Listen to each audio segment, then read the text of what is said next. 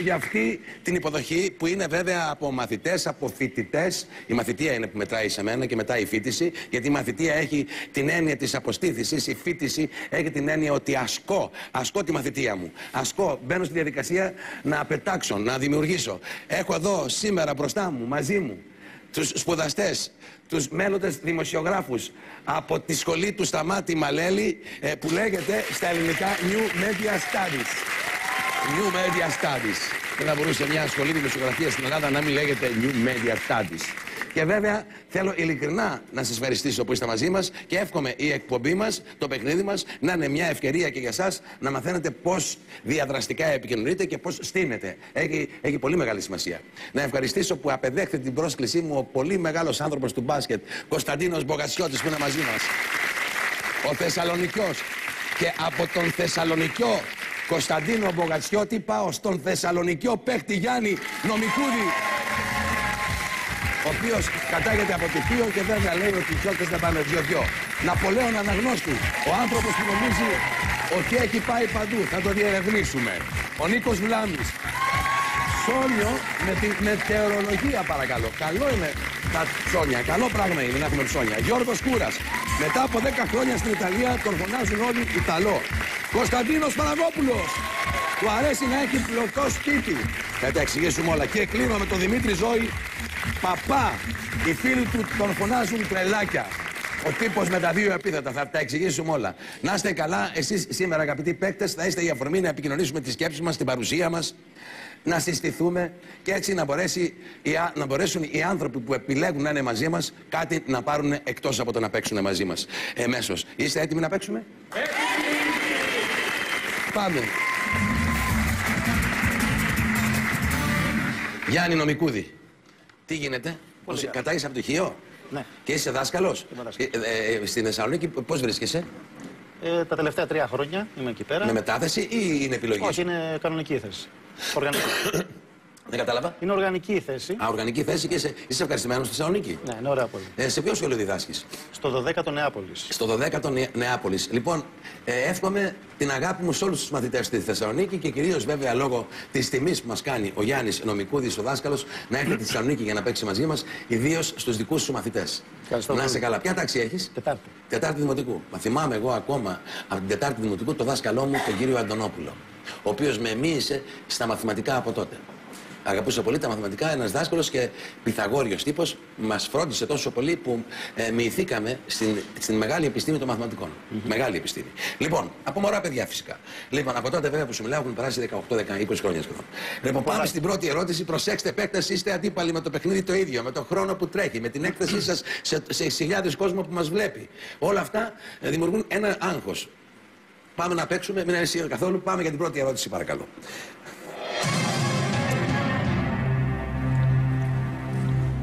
Πώς παρομοιάζουμε κάποιον που φοράει πολλά ρούχα για να αποφύγει το κρύο? Α. Λάχανο. Β. Κουνουπίδι. Γ. Κρεμμύδι. Δ. Μελιτζάνα. Γ. Είναι κρεμμύδι και πρέπει να κλειδώνεται. Κλειδώνει το Γ. Κλειδώνεται λοιπόν στο Γ και είναι φυσικά το κρεμμύδι.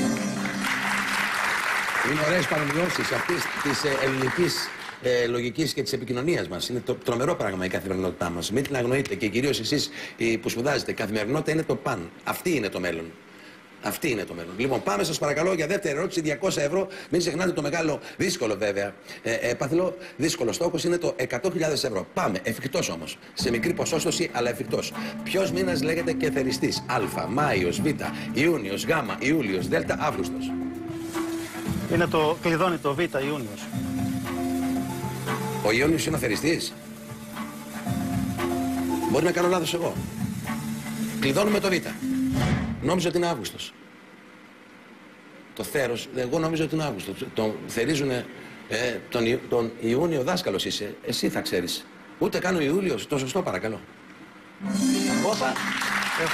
Έχω θερίσει πολλές φορές. Α, σοβαρά. Ωραία, πάμε. Ωραία πας, δάσκαλε, μια χαρά. Προσέξτε πώς χρησιμοποιείτε το πάσο, όχι μόνο για λόγους ξέρω ή δεν ξέρω την ερώτηση, αλλά για λόγους και στρατηγικής. Την επόμενη ερώτηση, παρακαλώ, για 300 ευρώ. Ελάτε. Πώς λέγονται οι φούστες συνήθως από τούλι που φοράνε οι μπαλαρίνες? Α. Μανσόν. Β. Φουρό. Γ. Τατού. Δ. Μποά. Πρόσεξε. Θα πάω πάσο. Πας πάσο, θα σε δω μετά, αγγλικέ μου, Γιάννη Νομικούδη, δάσκαλε, συνάδελφε. Έλα, Ναπολέων Αναγνώστη, γιατρός, καρδιολόγος, αχρίαστος να είσαι, αλλά είσαι χρειαζούμενος. Θα σου πω μετά για την επιστήμη σου, το θαυμάζω. Λοιπόν, το ξέρεις πώς λέγονται οι φούστες που συνήθως είναι από τούλι και φοράνε οι μπαλαρίνες, μανσόν, φουρό, τατού ή μποά? Δεν το ξέρω, θα ρισκάρω όμως και θα πάρω το Α και κλειδώνω το Α. Κλειδώνουμε στο Α. Ναι, και εγώ δεν ξέρω. Εγώ θα έλεγα φουρό, γιατί είναι τα φουρά. Φουρό είναι άλλο πράγμα. Είναι άλλο πράγμα το φουρό. Ναι, το μανσόν. Φουστανάκι με φουρό που έλεγε. Φουστανάκι με φουρό που έλεγε το τραγούδι παλιά. Ναι, ναι. Να δούμε ποιο είναι το σωστό. Να δούμε τι. Παίξαμε και χάσαμε. Ναι, εδώ δεν παίξαμε και δεν χάσαμε καθόλου, να σου πω γιατί. Καταρχήν θα επικοινωνήσουμε πράγματα που νομίζω ότι από αυτό θα βγούμε κερδισμένοι. Δεύτερον, όταν έρχεται κάποιο, το λέω στους επόμενους τουλάχιστον από πάσο, είναι η καρέκλα τότε καίει. Λοιπόν, Ναπολέων Αναγνώστου. Λέμε για τους γιατρούς να είναι αχρίαστοι, και ειδικά σε ένα καρδιολόγο, το ακούσεις πιο πολλές φορές, ενώ είναι θεμιτό, πραγματικά είναι απολύτως θεμιτό, και για λόγους πρόληψης να πηγαίνεις στον γιατρό. Ή μάλλον το γνωστό, το καλό είναι η πρόληψη στην ιατρική. Εμείς λέμε καλύτερα να προλαμβάνεις παρά να θεραπεύεις. Πάντως όλα προλαβαίνονται. Έτσι, η πρόληψη είναι το παν. Όλα προλαβαίνονται. Είναι λίγο στενάχωρο να πιστεύεις ότι κάτι μπορεί να σου συμβαίνει, αλλά αυτή είναι η αλήθεια. Το μόνο σίγουρο είναι ότι όλοι θα πεθάνουμε. Ναι. Εντάξει. Το θέμα είναι να μην πας άδικα. Να μην πας άδικα. Μάλιστα. Αυτό που λέμε, άμα το είχε προλάβει. Μάλιστα. Εγώ θα πεθάνω, εσύ θα πεθάνεις. Όλοι θα πεθάνουν. Εμείς θα πεθάνουμε, εσείς θα πεθάνουν, αυτοί θα πεθάνουν. Το ρήμα είναι έτσι, αλλά όλοι θα πεθάνουν. Από πού κατάγεσαι? Η καταγωγή είναι από ένα χωριό από το νομό της Λακαρνανίας. Το Λακαρνανία, ποιο χωριό? Το χωριό ευδοκιμεί παντού σε όλη την Ελλάδα, στα ξενοδοχεία, λέγεται Τρίκλινο. Τρίκλινο, καλά μιλάμε, χαμό μιλάμε. Ναι, ακριβώς. Με όλους τους συμβολισμούς. Όχι. Εντάξει, δεν μπορούμε να τα πούμε αυτά. Εντάξει, δεν μας κάνει λογοκρισία. Λοιπόν, ειλικρινά, μέσα από την καρδιά μου θέλω να σας ευχαριστήσω. Εσείς τώρα από εδώ και πέρα διεκδικείτε το ποσό των 30.000 ευρώ. Χάρηκα, έγινα πιο γνωστικός. Έρωτας είναι ο Γιάννης. Έρωτας είναι ο Γιάννης και ο κάθε Γιάννης και ο Γιώργος και ο Δημήτρης και ο Κώστας. Ευχαριστώ. Νίκος Βλάμης. Συνταξιούχος σε τι, Νίκο μου? Από αεροπορία. Από αεροπορία, ήσουν αξιωματικός ή. Ναι. Αξιωματικός, Ποια σχολή έχεις τελειώσει? Τη σύντηση στη Θεσσαλονίκη. Τι? Τη σύντηση στη Θεσσαλονίκη. Α, ωραία. Γιατί πήγες τόσο νέος στη σύνταξη? Εντάξει, συμπλήρωσα τα προβλεπόμενα και. Έφυγες. Τώρα με τι ασχολείσαι? Τώρα προς το παρόν με τίποτα, αλλά θα ασχοληθώ με τη μελισσοκομεία. Μελισσοκομεία, είδες τι ωραία. Και είναι πολύ δημιουργική η εργασία. Και τι πράγμα είναι οι μέλισσες, τι πράγμα είναι. Και ακούω ότι κινδυνεύουν. Ναι. Και μου κάνει πολύ μεγάλη εντύπωση. Υπάρχει το σύνδρομο κατάρρευσης. Λοιπόν, πάμε παρακαλώ την ερώτηση που τώρα πάμε για 300 ευρώ να παίξουμε και το έπαθλο είναι 30.000. Παρακαλώ την ερώτηση. Καλή επιτυχία, Νίκο Βλάμη. Ποιο θηλαστικό ονομάζεται και βασιλιάς των ζώων? Α. Αρκούδα. Β. Ελέφαντας. Γ. Λιοντάρι. Δ. Τίγρη. Να κοιτώσουμε το Γ. Το Γ φυσικά, και είναι το λιοντάρι ο βασιλιάς των ζώων, γιατί έχει αυτή την αρκωτική φυσιογνωμία και τη δυναμική. Τώρα θα κάνουμε το αναγκαίο διάλειμμά μας για να προβληθούν και οι άνθρωποι που μπαίνουν στη διαδικασία να μας υποστηρίζουν διαφημιστικά και θα επανέλθουμε. Ευχαριστώ πολύ.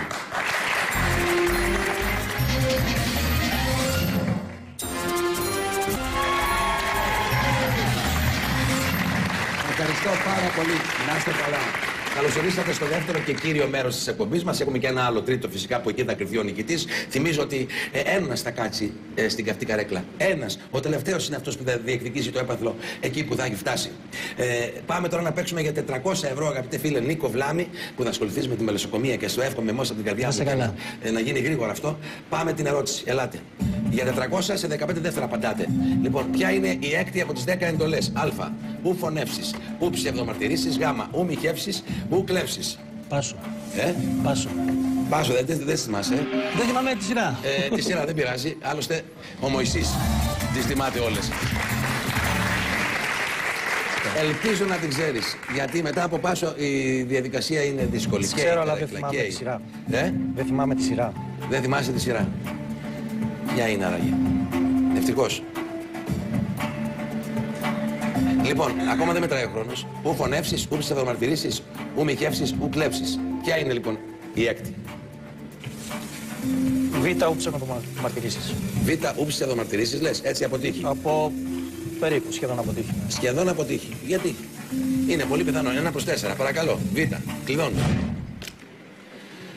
Αχ, Θεούλε μου. Είναι πάντως αυτοί που έχουν παραβεί οι περισσότεροι άνθρωποι στον κόσμο. Γιώργο Σκούρα, παρακαλώ το σωστό. Δεν πειράζει. Δεν πειράζει, ξαναδήλωσε συμμετοχή. Δεν πειράζει. Ειλικρινά χάρηκα πάρα πολύ που σε γνώρισα, στενοχωρήθηκα που έφυγες. Πάντοτε οι περισσότεροι παίκτες φεύγουν, αυτοί που έρχονται μετά από Πάσο. Και αυτή είναι και η στρατηγική της εκπομπής. Να και στο δικαίωμα του Πάσο που σε γλιτώνει, αλλά ο άλλος φεύγει εύκολα αν δεν την ξέρει την ερώτηση.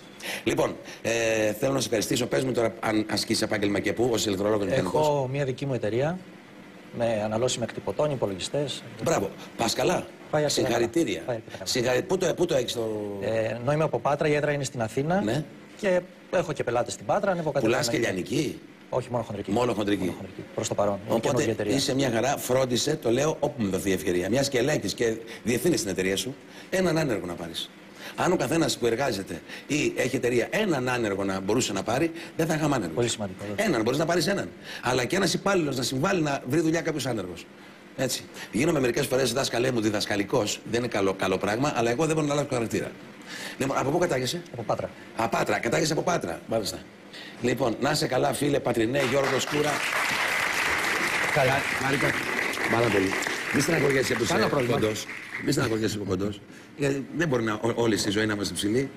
Θέλω πραγματικά το λόγο σας. Όχι, το λόγο σας στους αγαπημένους. Να μην το παρατάτε ποτέ και να είστε μαχητές. Ναι, εσείς διεκδικείτε από εδώ και πέρα το ποσό των 20.000 ευρώ. Να είσαι καλά, χάρηκα και να δούμε τις σωστές διαστάσεις, παρακαλώ. Ευχαριστώ πολύ.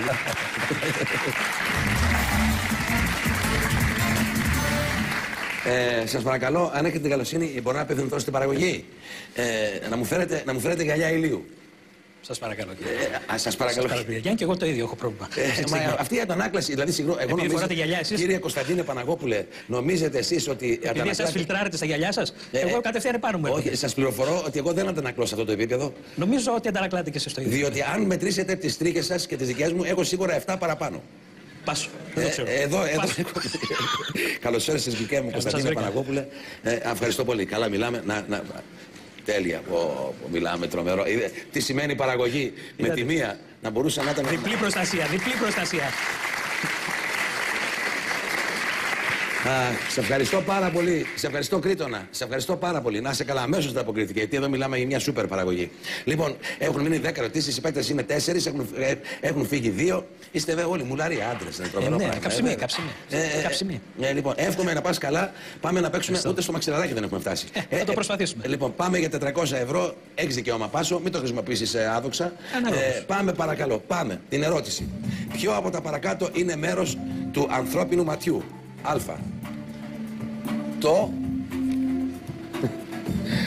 Το ιχμόριο. Β. Η γνάθος. Η ήριδα. Δ. Ο κόχιγκας. Άρα πονάει η γνάθος μου. Λοιπόν, η ήριδα είναι το κλειδώνο, το ιχμόριο είναι εδώ, η γνάθος είναι εδώ, ο κόκκιγας είναι πίσω μας. Το κλείδωσε ήριδα, παρακαλώ, και είναι φυσικά η ήριδα. Συνεχίζουμε, πάμε λοιπόν ακάθεκτη για το μαξιλαράκι. Πάμε για το μαξιλαράκι που είναι προσφορά και ευχαριστούμε του Μαρινόπουλου. 500 ευρώ λοιπόν για να φτάσουμε στο στόχο. Το έπαθλο είναι 20.000. Ελάτε, σε 30 δεύτερα απαντάς τώρα. Ψυχραιμία, φύγαμε. Επικαλούμε τη φράση του Λυκιανού Κυλιαδόνη, του εξαιρετικού καταραμένου φίλου. Ψυχραιμία, παιδιά. Ποιο από τα παρακάτω είναι ο νόμος για τα υποχρεωμένα νοικοκυριά? Είναι νόμος για τα υπερχρεωμένα νοικοκυριά που έχει μείνει γνωστός με το όνομα πολιτικού. Εύκολο το θεωρώ. Α. Νόμος Ραγκούση. Β. Νόμος Λοβέρδου. Νόμος Κατσέλη.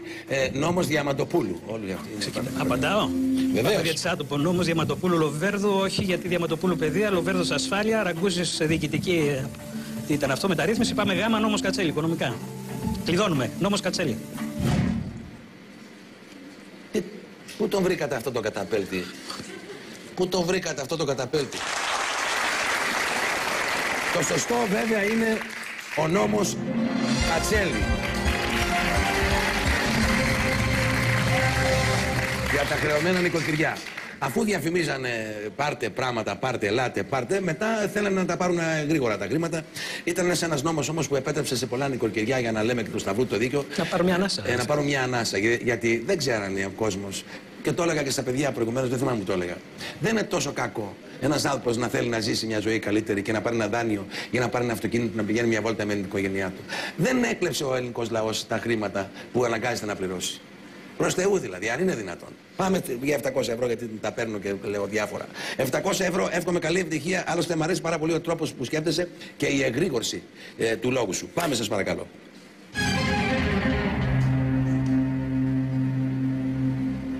Ποιο ζωγράφο η ατομική έκθεση του 2014 είχε τίτλο «Ο Βύρωνας στην Κεφαλονιά». Ο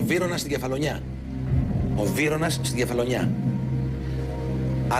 Αλέκου Φασιανού. Β. Γιάννη Ψυχοπέδη. Γ. Παναγιώτη Τέτση. Δ. Γιάννη Σταύρου. Εξαιρετικοί ζωγράφοι όλοι. Εξαιρετικοί, δεν το γνωρίζω όμως. Ο Βύρωνας στην Κεφαλονιά. Θα πήγαινα πιο πολύ στο Ψυχοπέδη και στο Σταύρο, αλλά δεν το γνωρίζω. Και κλειδώνω Πάσο. Κλειδώνεις Πάσο. Ελπίζω να το γνωρίζεις εσύ. Έλα από εδώ. Ευχαριστώ. Ευχαριστώ πάρα πολύ. Έλα. Δημήτρη, Ζώη, Παπά. Να είσαι καλά, ο ελεύθερος επαγγελματίας. Τα 3 ονόματα. Με τα 3 ονόματα. Θα μιλήσουμε μετά. Ελπίζω να το ξέρεις. Δεν είναι και τόσο εύκολο βέβαια, γιατί η τέχνη η ζωγραφική, αυτή πολύ μεγάλη τέχνη, ναι. δεν επικοινωνείται και πάρα πολύ. Η δικιά μου γενιά όχι τόσο πολύ. Ναι, όμως εσείς πρέπει να ψάξετε πια σίγουρα, την τέχνη. Ναι, Ψάξτε αυτό που συμβαίνει. Τα διαμάντια δεν είναι στον αφρό. Τα διαμάντια είναι κρυμμένα κάπου. Ψάξτε, αγαπητά παιδιά, φοιτητές της σχολής της δημοσιογραφίας. New Media Studies του δημοσιογράφου Μαλέλη. Ποιο ζωγράφου η ατομική έκθεση του 2014 έχει τίτλο «Βύρωνας στην Κεφαλονιά»? Του Φασιανού, του Ψυχοπέδη, του Τέτση ή του Σταύρου? Η αλήθεια είναι πως δεν το γνωρίζω. Βεβαίως. Αλλά από μια αίσθηση, από ένα feeling, ας το πούμε, θα πω το Β, του Γιάννη Ψυχοπέδη. Από feeling, Ναι, και θα το κλειδώσω κιόλας. Κλειδώνουμε το Β. Μου κάνει εντύπωση. Καμιά φορά η ζωή επιτρέπει και το feeling. Ενδεχομένως να απαντήσει σωστά. Ενδεχομένως, μία στις 4. Να πω την δικιά μου τοποθέτηση. Φυσικά. Μπορεί και να απάντησε σωστά, γιατί ο Ψυχοπέδης είναι από τους ζωγράφους που πάντοτε τιτλοποιεί και τις εκθέσεις του και τις χρονικές περιόδους κλπ. Το σωστό.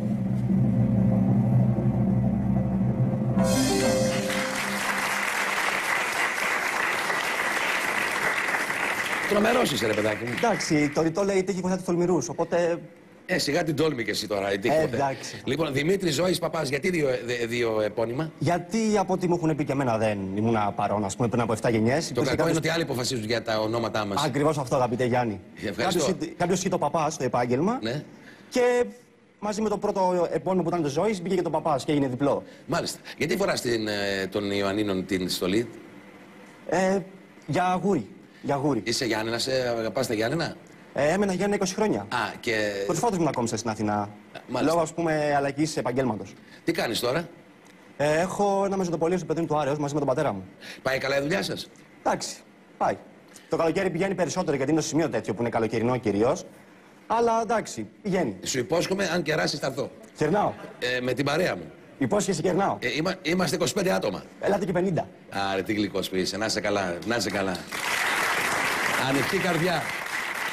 Να πάτε, παιδιά, να πιείτε ένα ποτό έτσι από μένα. Αλήθεια, μετά θα πάω να το πληρώσω, δεν κάνω πλάκα. Αρκεί να πάτε εσείς. Και κυρίως τα κορίτσια, γιατί τα αγόρια έχετε λεφτά. Λοιπόν, πάμε να παίξουμε για 1.000 ευρώ, γλυκιά μου. Τώρα έχεις και δικαίωμα Πάσο, ενώ προηγουμένως δεν είχες. Πάμε λοιπόν γρήγορα για 1.000 ευρώ. Σε 30 δεύτερα η ερώτηση πρέπει να απαντηθεί για να φτάσουμε στα 20.000. Δημήτρης Ζώης Παπάς με το φοβερό μεσοδοπολείο. Λοιπόν, πάμε παρακαλώ. Ποιο νησί περιείχε στην ετυμολογία του το αρχαίο αλάτι, το άλας? Α. Η Αστυπάλαια. Β. Η Κεφαλονιά. Γ. Η Σαλαμίνα. Δ. Η Αλόνισσος. Όλα πιθανά είναι. Όλα σίγουρα. Ένα φεύγει.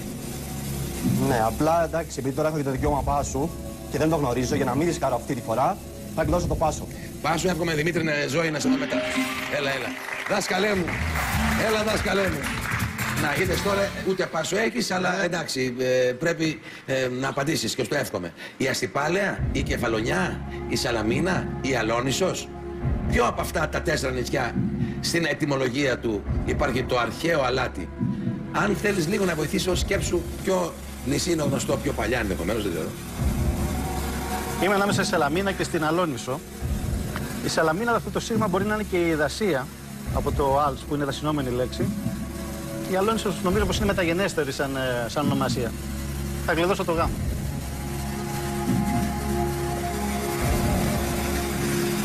Κλειδώνουμε το γάμα.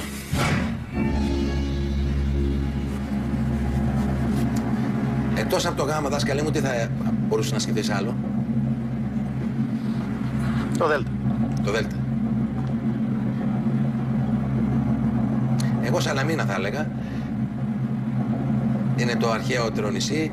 Το αγαπώ περισσότερο από όλα, ακόμα και από τη Μύκονο και την Άξο που κατάγομαι, γιατί η ναυμαχία της Σαλαμίνος καθόρισε την ισορροπία όλης της Ευρώπης. Γεωγραφικά, πολιτισμικά, και το ξεχνάμε. Το σωστό ποιο είναι? Να δούμε.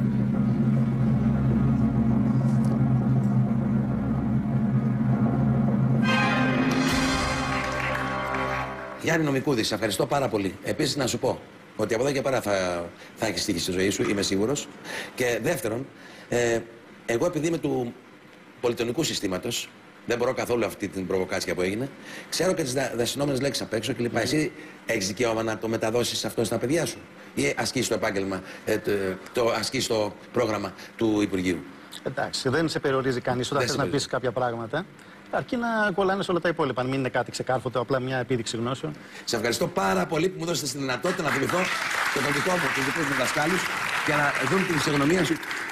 Θέλω να απευθυνθείς, σε παρακαλώ, στα παιδιά σου στη Θεσσαλονίκη. Εσείς διεκδικείτε το ποσό των 10.000 από εδώ και πέρα. Σας παρακαλώ τη φυσιογνωμία, τη δικιά σου, στα παιδιά σου, να εκφραστείς τώρα. Να ξέρουν ότι τα θεωρώ και τους φέρομαι όπως φέρομαι και στο δικό μου παιδί. Το ότι νοιάζομαι για αυτά, όπως νοιάζομαι για το δικό μου παιδί. Είσαι δάσκαλος. Διδάσκεις. Να είσαι καλά. Ευχαριστώ πάρα πολύ. Άρε Νίκο Βλάμη, να είσαι καλά, να είμαστε πάλι εγώ εδώ και εσύ απέναντί μου. Φτάσαμε λοιπόν τώρα να παίζουμε τα 1.000 ευρώ. 30 δεύτερα είναι ο χρόνος που πρέπει να απαντήσεις. Πάμε σε παρακαλώ γρήγορα γιατί έχουμε μείνει λίγο πίσω. Την ερώτηση. Καλή επιτυχία. Έκοψε το αυτί του λόγω της ταραχής που του προκάλεσε η σύγκρουση με συνάδελφό του. Έκοψε τα αυτί του λόγω της ταραχής που του προκάλεσε η σύγκρουση με τον συνάδελφό του. Για ποιον πρόκειται? Α. Πολ Γκογκέν. Β.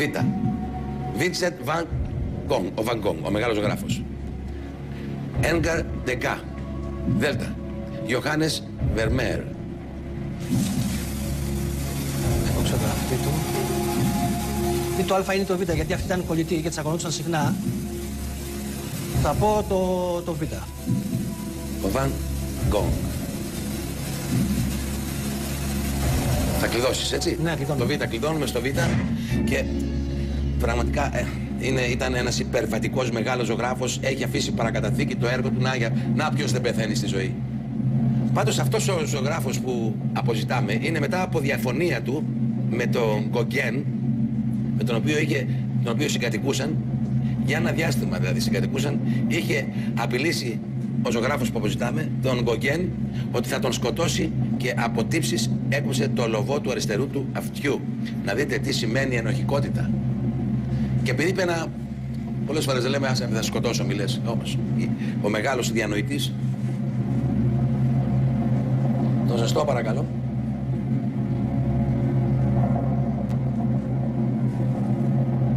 Παράνε. Λοιπόν, πολύ ωραία.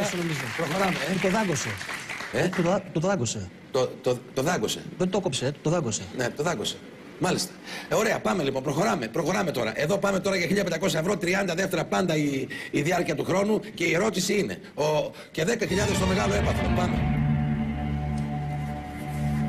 Ποια Αμερικανίδα στάρ φόρεσε φόρεμα της Μέρι Κατράντζου στο City Ballet Gala, στο φετινό City Ballet Gala της Νέας Υόρκης? Της Μέρι Κατράντζου. Εγώ αυτά δεν τα ξέρω, ελπίζω να τα ξέρεις. Δεν τα ξέρω και χαίρομαι που δεν τα ξέρω. Α. Τζένιφερ Άνισον. Β. Ναι, Μπίγιονσε. Σκεφτείτε τι. Σάρα Τζέσικα Πάρκερ. Τζένιφερ Λόπεζ. Ας που τα γράφετε όλα αγγλικά ή όλα ελληνικά. Δεν το έχω, αλλά θα πω στην τύχη μια Ελληνίδα, η οποία είναι η πρώτη. Τι θα πεις? Την Άνιστον. Ποια είναι αυτή, α, β, γ? Α, κλειδώνω α. Δεν το ξέρω. Α. Πας, ξέρω. Η Άνισον είναι Ελληνίδα. Α, ναι. Η Τζένιφερ Άνισον. Ελληνίδα. Δεν την έχω δει να κυκλοφορεί στην Ερμού. Τι Ελληνίδα? Το σωστό. Βαράνε οι τυμπάνιστες. Βαράνε οι τυμπάνιστες. Ο δυνατό, power. Άλλη μια φορά, ομορφιές μου. Βαράνε οι τυμπανιστές. Βαράνε οι τυμπανιστές. Πάντε, μπράβο. Το σωστό. Έλα Νίκο Βλάμη μου, έλα. Εύχομαι το έχεις. Πώς να μου κάτσει, αμέσως πάνε να φύγεις. Είδες, μόλις κάνουμε φεύγουμε. Άμα κερδίζουμε μένουμε.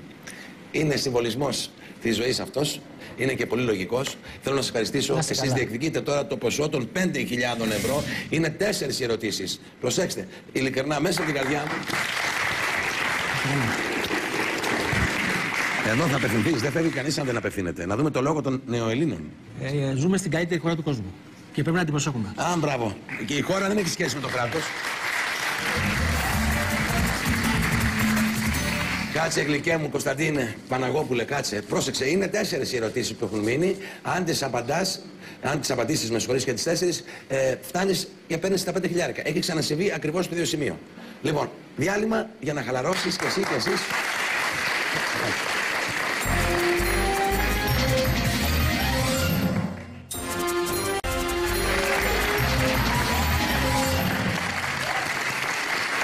Ευχαριστώ πάρα πολύ τους πολύ καλούς φίλους μου πια, γιατί όσο σας βλέπω, όχι σας οικειοποιούμε, αισθάνομαι πολύ καλύτερα και νιώθω ότι έχει περάσει ένας χρόνος και είμαστε μαζί. Τους αγαπητούς φίλους από τη New Media Studies, New Media Studies της σχολής του φίλου μου του Σταμάτη Μαλέλη.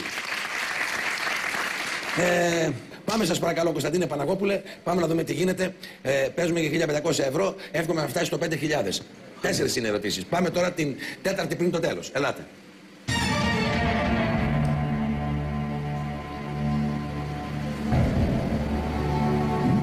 Ποιο άθλημα ονομάζεται αντιπτέρηση? Αντιπτέρηση. Το κρίκετ, Β. Το μπατμίκτον.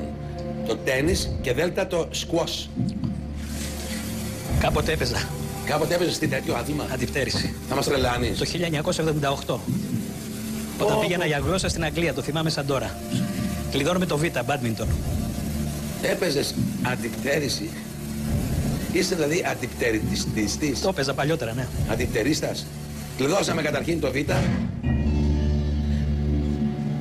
Λοιπόν, πες μου, εγώ δεν ξέρω, πραγματικά δεν ξέρω. Από τα συμφραζόμενα και από την ελληνική λέξη, οι οποίες λέξεις εξηγούν τη ζωή, προσέξτε.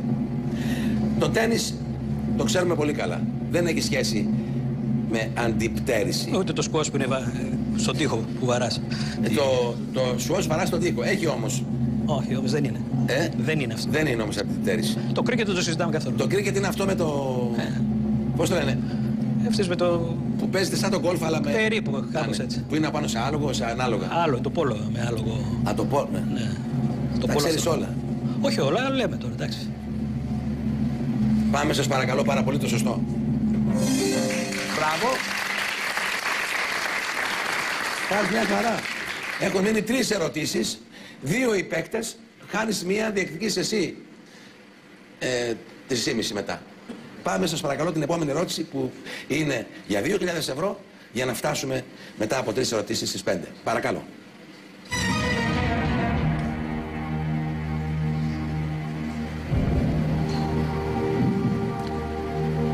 Ποιο από τα παρακάτω είναι άσχετο με τη λέξη κολοφόνας? Α.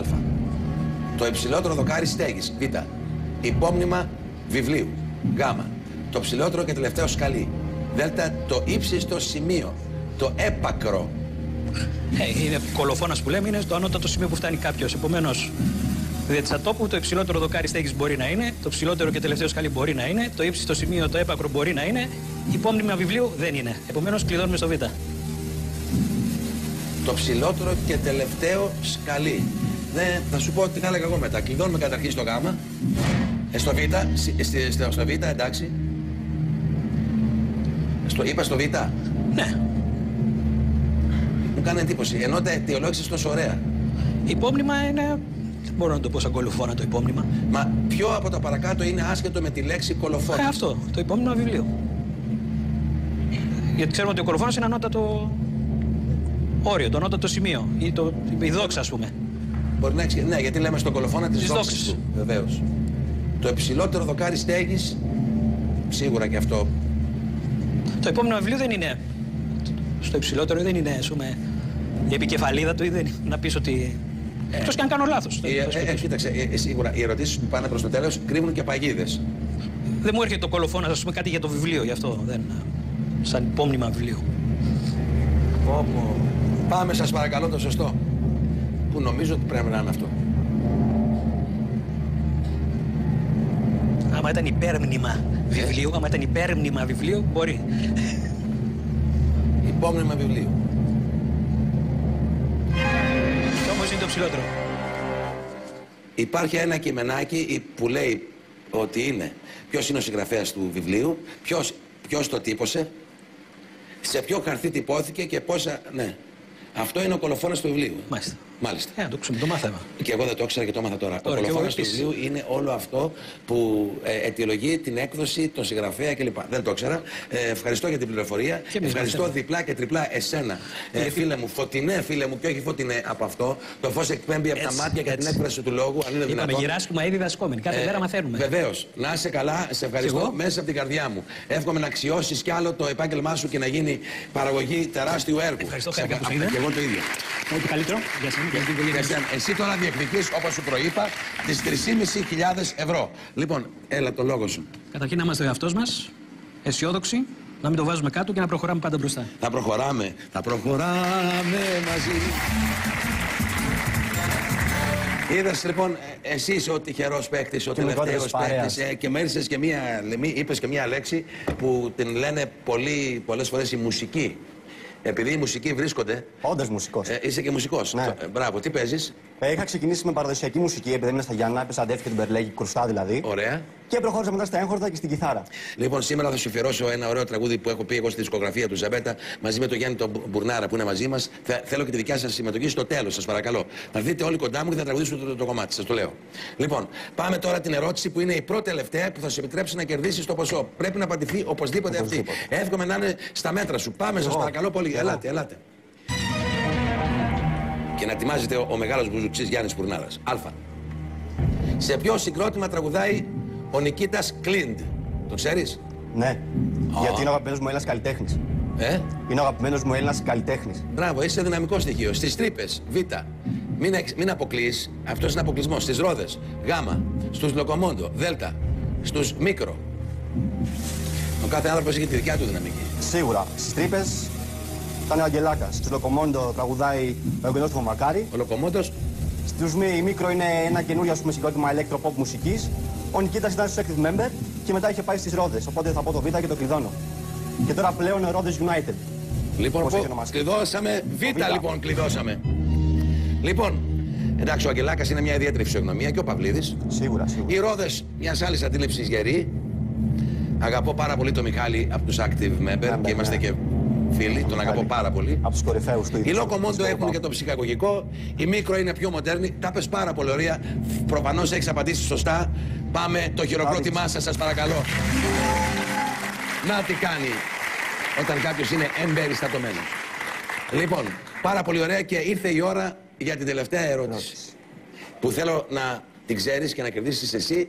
Και να έρθουμε να τα πιούμε στο Μεσοδροπολείο που είναι κοντά στο πεδίο ο Άριος και λέγεται Γεύση-Γνωσία. Λοιπόν, πάμε σας παρακαλώ την τελευταία ερώτηση. Καλή επιτυχία, σας παρακαλώ πολύ. Καλή επιτυχία, γλυκιά μου Δημήτρη Ζωή Παπά. Με το ωραίο Μεσοδροπολείο. Από ποια χώρα κατάγεται το φυτό Αλεξανδρινό? Θα είναι σίγουρα παγίδα. Πουέρτο Ρίκο, Β, Λιβύη, Γ, Αίγυπτο, Δ, Μεξικό. Δεν τη γνωρίζω την απάντηση καθόλου. Οπότε θα πω για τόπο απαγωγής. Α δεν νομίζω να είναι και Δ, δηλαδή να πάμε σε έτσι Νότια και Λατινική Αμερική, ας το πούμε. Οπότε είμαι ανάμεσα σε Β και Γ. Λιβύη ή Αίγυπτο. 10 δεύτερα. Θα πω Αίγυπτο και θα κλειδώσω στο Γ. Κλειδώνουμε στο Γ.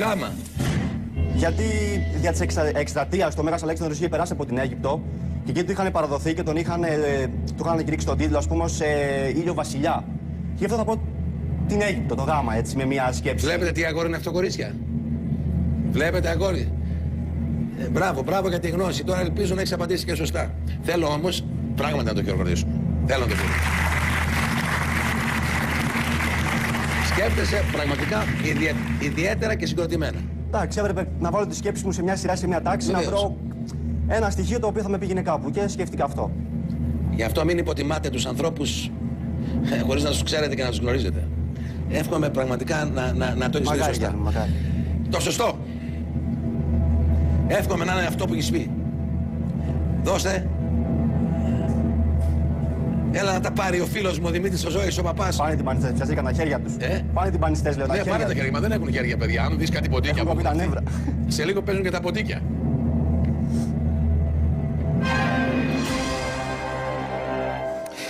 500 ευρώ για σένα προσφορά του Μαρινόπουλου μόνο.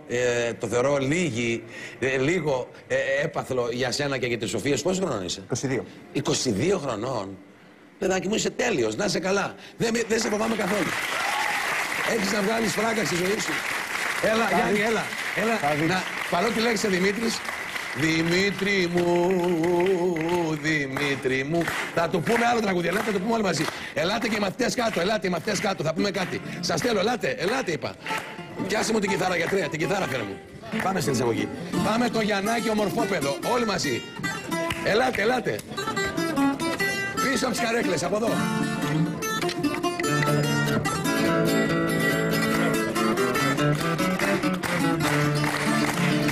Αυτό το τραγούδι στο αφιερώνω σε όλους σας. Ελάτε και από εδώ. Ελάτε εδώ τα κορίτσια. Εδώ. Είναι ένα τραγούδι του Γιώργου Ζαβέτα. Γιαννάκι όμορφο παιδό, Γιαννάκι λεβέντο παιδό, παμφώνει ρε και παραμυθατσί. Με το παραμύθι σου την έκανες στη τύχη σου και το ψιστήρι σου φιγουρατσί. Το μυαλό σου μάζεψε και την πορεία άλλαξε, με τη φωτιά να παίζεις δεν μπορείς. Σαν όλα μας να κάνεις, για να κοιτώ παράκανες, το μας τώρα σου κάποτε θα βρεις.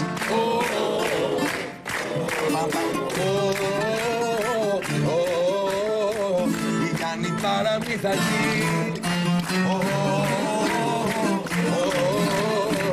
Γιάννη μου φιγουρατσί.